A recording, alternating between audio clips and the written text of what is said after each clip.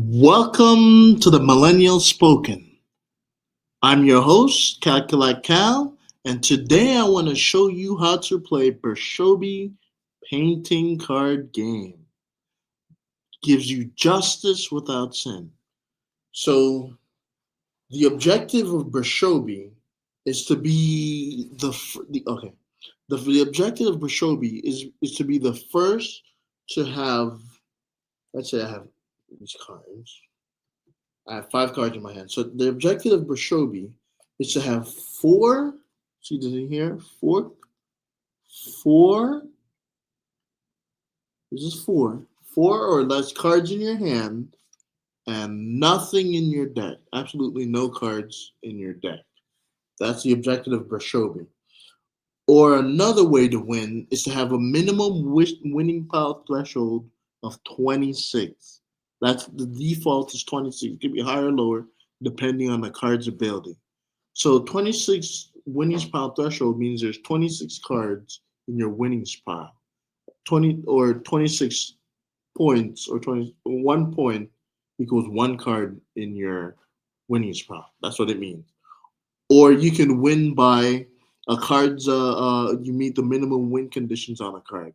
So those are the three ways to win. You can have a minimum winnings pile threshold, meet the minimum winnings pile threshold of 26 or 26 cards in your winnings pile. Or you can have four or less cards in your hand and nothing in your deck. Absolutely no cards in your deck. Or you meet a card's win condition. So that's how you win in BRUSHOBi. Okay. Each player should have their own deck of 30 to 31 cards. So let's say these are just prototype decks. I'm just showing you how to play. But let's just say this is 30 cards, or so I would have 30 cards, and you would have 30 cards, and then that's how we play. You have 30, I have 30. So the 31st card would be the bailiff card. You put it in the bailiff box. That's how you know it's a bailiff card. This is the bailiff box. It's just right next to your deck, like in the middle. This is right here, just like in the middle right here. That's your bailiff card. So that would be the 31st card. You don't need a 31st card. You can just have 30 cards. So that's that's the cards you need. Okay. The um you play with 30 cards, and the challenger chooses who the bailiff is. So let's say you're the challenger, I get to choose the bailiff, which would be right here. Um, so you can split the deck with one deck. You can split the deck for 2 to 3 players, or two decks for 3 players. You can play with a maximum of 2 to 3 people. So that means if this is 30 cards, to split the deck, I would scatter the cards on the table. Then I would take turn choosing a card. You would take turn choosing a card. I would take turn choosing a card. You would take turn choosing a card. We do that until there are no more cards left. Um, that's how that's how you split the deck. So to assemble a deck, what you would do in BRUSHOBi is you put the cards in the order you want to draw them out of your deck. So let's say I wanted to put this card, I want to draw this card first, one of my first cards. So I would put it on top of my deck like this. Let's say I wanted this card to be my last card. So I put it at the very bottom like that. And like that. So now that's how you assemble your deck. Now, the steps to playing. So first, we choose the bailiff because you're the challenger. I get to choose the bailiff. So I choose this card as the bailiff. Zap. See this card? Zap 2. I choose this card as the bailiff. And let me see. Then you would draw 5 cards in your hand. Everybody draws 5 cards in your hand. So I have 5 cards. Say this is your cards. You draw 5 cards in your hand, just like that. Just like that. You have 5 cards in your hand. Right there. Right there. So if it's my turn, obviously the challenger chooses who goes first. So if you're the challenger, you choose who chooses the bailiff. So I chose the bailiff. and you choose who goes first. So there's only two of us, and you're the challenger. I go first. So so I go first. So I can say something like the strongest of two. So I put down my two face strongest cards. So strongest means the highest amount, and you put down your two strongest cards. We flip them face up. We add them together. So I have a 9 and a 9. That would be a 18. So if you have higher than 18, you would win. Let's see, you have a 6 and a 5. That's an 11. So you would lose that. So the cards go back in your hand, and my winning cards go in my winnings pile. So right now I have winning two cards in my winnings pile. That would make for two winnings pile points. So I need 20, a couple, about 20 more, 20 something more cards to equal 26 to meet the 26 winning pile threshold. So that's how I would win for that. So because I won that round, I would draw to always have five cards in my hand. Always, always have five cards in my hand. So I went first, so it'd be your turn. I went first, so it'd be your turn. So in your turn, you can either call the strongest or the fastest from one, two, three, four, or five cards on the field, right? So fastest means the lowest amount. Let's say the lowest amount. Like this is the numbers. So this is a zero effect force points. So that would be a low number. Uh, so that would be a fast number or a low number. It all means the same thing.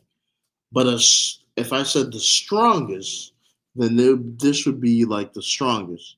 It has the high. It has a high number. So if you said the fastest of two, you put down your two fastest, and I would need to put down my two fastest. So these are my two fastest. I flip them face up, and I have a 0 and a 1. That makes a 1. So if you have something lower, you would win for that round. You have a 3 and a 0, you have higher than me, so you would lose. And so your cards go back in your hand, and my two winning cards go in my winnings pile.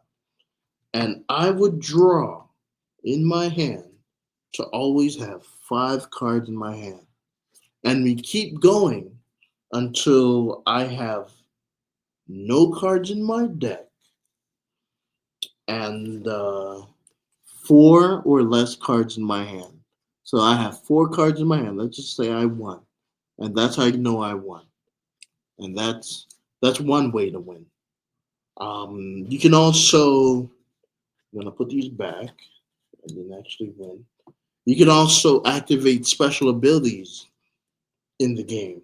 So, um, let's say I have a card and it has an SA in front of it. See the SA? That means it's a special ability. So this one says negate the special ability of one machine monster. So that's the special ability. So I would activate that, and that's how I know. So let's say I want to activate this card says Red Hatter. This is a prototype. It doesn't say SA in front of it because it's just a prototype, but it says skip your turn. So I would activate the card, my special ability, anytime it's in my hand, like it's in my hand right now, or on the field, like right here on the field, somewhere on the field. That's when you activate your special abilities, right? You can also activate it whenever the card says to activate it on the card. So if the card says activated while it's in the deck, you can activate it while it's in the deck. If the card says activated while it's in the winnings pile, you can activate it in the winnings pile. But if it doesn't say when to activate it, you activate it either in your hand or on the field. And that's how you activate your card. So special abilities and bailiff abilities you write on the cards before the game starts. Special abilities are like superpowers and do something in the game. Bailiff abilities are on bailiff cards and set special conditions in the game, like side rules and minigames. So this would be a bailiff card because it's in the bailiff box. And if it had a bailiff ability, it would say BA. It would usually say BA like right here, like Like this says SA, a bailiff ability would say BA, but I don't have any bailiff abilities, so in any on any of my cards, so I can't really show you that. But just use your imagination. Wherever it, pretend where it says SA right here, it's actually a BA, and then that's how you know it's a bailiff ability. So bailiff abilities. Okay, set special conditions in the game. So side rules on work like Brushobi work with Brushobi standard rules. While many games can contradict or suspend the Brushobi standard rule, except rules 4, 5, 6, 7, and bonus rule 5 and 6. These rules are always in effect. These rules that are not, they can't be, you know, suspended. Both side rules and mini games on bailiff ability cards can make chance moves optional when usually chance moves are cheating. The challenger can appoint a third party judge to judge if there are any disagreements. Each player can set a resolve, which is a promise to do something if you lose the game. If he doesn't do what he promises, he can be sent to the pit locker, which is like jail or timeout, or pit ban him, which means you don't play any more games with him for some time. To do this officially, say something like, I resolve word you, or I word you to 10 minutes in the pit locker and 5 hours pit ban, word. By saying word, it's like slamming down on the judge's hammer when a judge makes a decision. So it makes it official by saying word and resolve word. Just more official sounding. Um, so usually the winner chooses the punishment if the person breaks his promise, breaks his resolve, and doesn't do what he promises. When you win the game, you can also ask for respect points. Losers give a maximum of 2 respect points. If not, punish them with pit bans and pit lockers. Each player should have 3 copies of each number of every card. Cards are numbered from 0 to 9 in the monster category box. So, this right here is the monster category box right here. This number right here says 8EF. It means 8 effect force points. That's how you read that. So, the monster category box can either be orange, yellow, or red. So a red box means this is a feral monster that looks maybe like an animal. A yellow box means it's a legendary monster, looks kind of like a person. And an orange box means it's a machine monster and looks like a machine. So that's what all these mean. See, there's right here. These are prototypes, remember. So these may not look like what I'm saying. But yeah. So this would be an 8 effect force points. This would be an 8 effect force points. This would be a 3 effect force point. Okay. So um, monsters have a full name, a monster name, and also effect force name. So this would you read this 8 effect force. This would be the name of the card would be 8 effect force points, and then the name of the monster would be Red Hatter. Its full name would be 8 effect force Red Hatter. That's how you read that because monsters can be blank like this, so they don't have a name. So that's why you can read it by the number or the name of the monster or both. Okay, so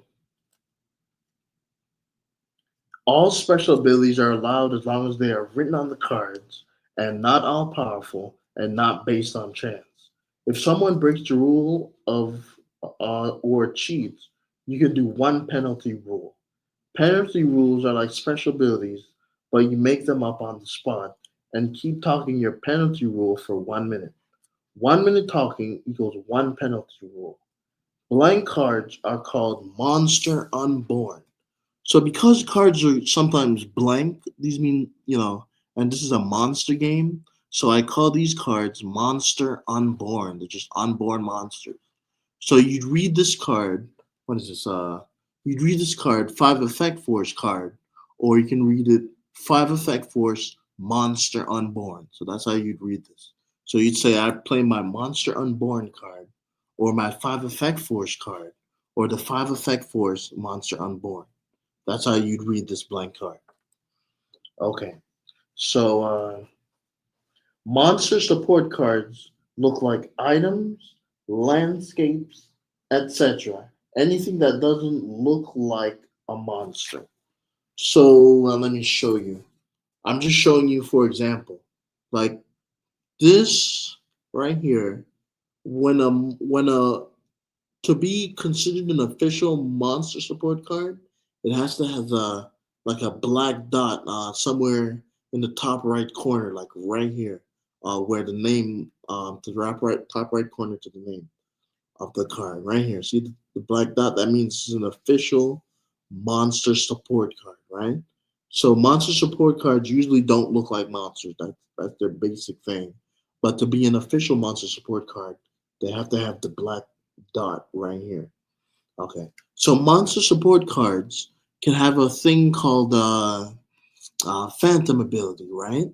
And that means if you turn the card upside down and say you sacrifice activate the monster support card, that means you can then you sacrifice activate a monster support card so that you can use another card special ability that has already been activated. So you activate the card by saying you something like I activate my special ability on this card, and then you turn it upside down. So if the card is already upside down and you have a monster support card, you turn the monster support card upside down to sacrifice activated, and then you would turn the monster card. What? Yeah, you turn it right side up to activate it, then you turn it upside down again. So when a card is turned upside down like these cards, like this, it means it's already been activated. And the ability on a monster support card that does this is not written on the card. This is what you call a phantom ability.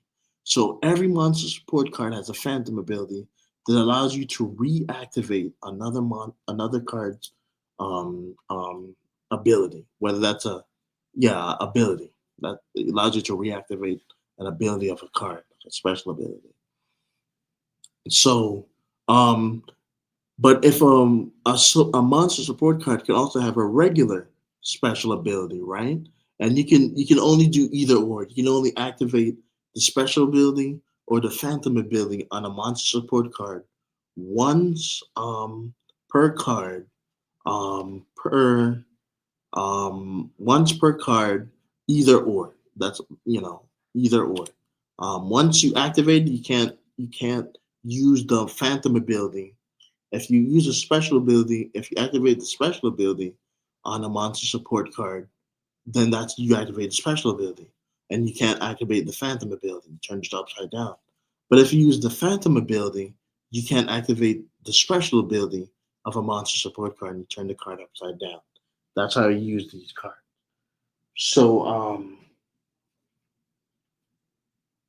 yeah. So to activate a monster support card's special ability, you turn it upside down and say you sacrifice activate the monster support card's phantom ability.